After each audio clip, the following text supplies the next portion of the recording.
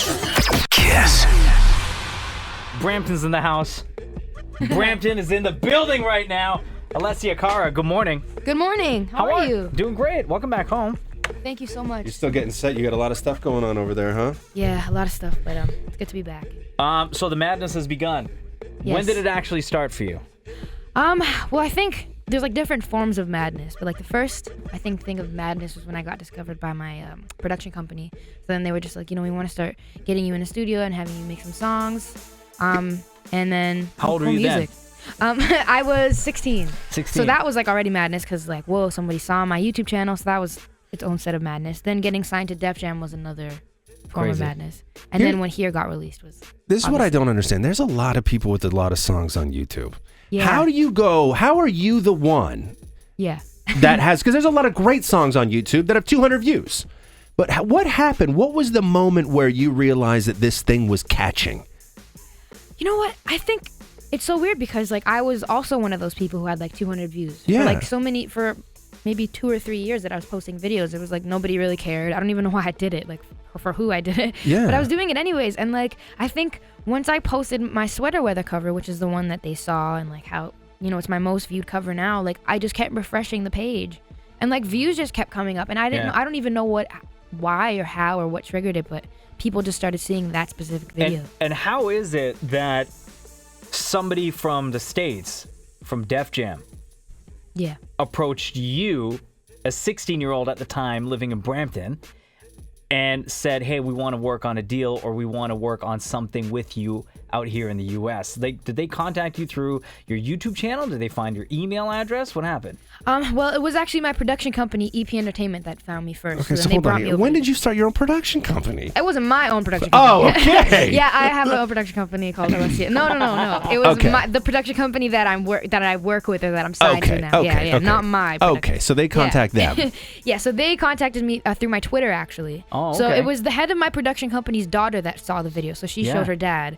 And then she contacted me on Twitter, and then long story short, they gave us a number to contact, and I was like, I was kind of iffy. My dad spoke to them, and then they just ended up flying. Because you think the worst in people, right? Like, you hear these terrible stories that somebody's going to steal all your money and make you sign a contract that you're never going to be able to make anything off anything you do. Yeah, exactly. And my dad gave them like the hardcore speech. He was like, listen, we're hardworking people. And I was like, oh God, here we go. It was so scary. That's amazing though. That's what parents are supposed to do. Yeah. Did your folks have a conversation with you and say, like, if you're going to go down this road, like, be prepared for this, and this may happen? Yeah, and like I think I even already knew that. So I was already going into it afraid and like scared and worried, but you know what? I think it was like you have to find the right people to work with. I was just lucky enough. And your family's not famous. You don't come from any sort of thing. No. So what was your example on how to deal with this then?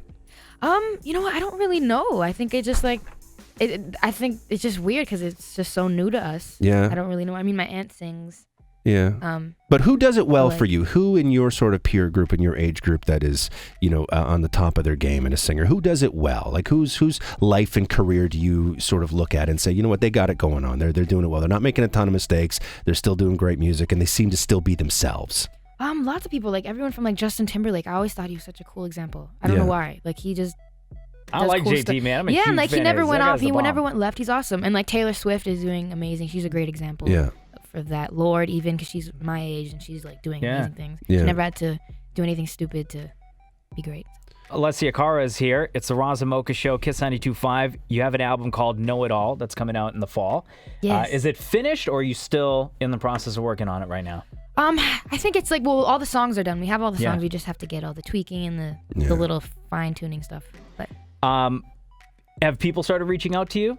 Other famous artists or groups, have they started reaching out, or have you been getting, information from your production company or from the record label saying, hey, so-and-so wants to work with you now?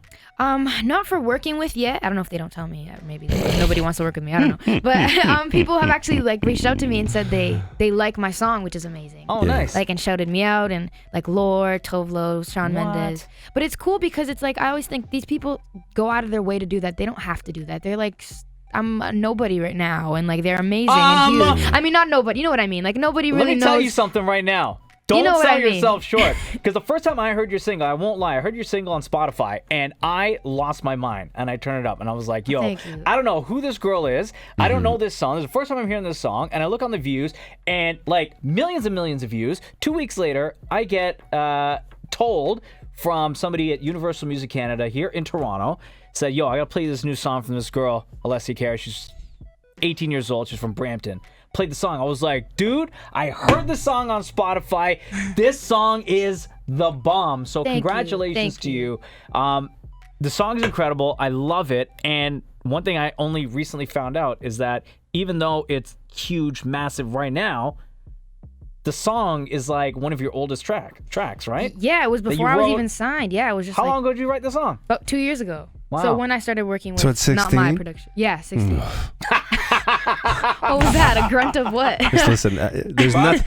I listen. You are adorable. I think that you're fantastic and insanely fortunate. There's just nothing I hate more in this world than a very talented 16-year-old. Really? Why? Because it drives me nuts. I don't know how it happens. I just don't know how it happens. At least I wasn't like a superstar at 16. That would have been worse. You're very close. You're very close. Everybody in Toronto, I want you to go to iTunes and buy the single. Yeah. I promise it will be the greatest. It will be the greatest purchase you make all damn week. Thank you, man. That's awesome. KiSS.